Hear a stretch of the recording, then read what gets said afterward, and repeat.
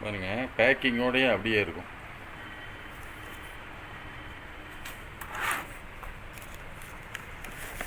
ரெண்டுமே புது மிரரு.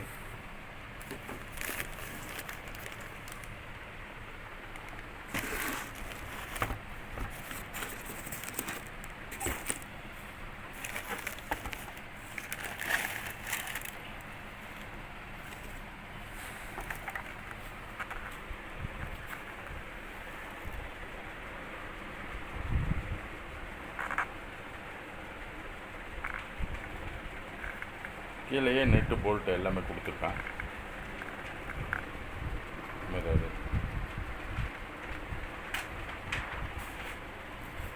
அதே மாதிரி லெஃப்ட் ஒன்றுங்க, ரைட் ஒன்று.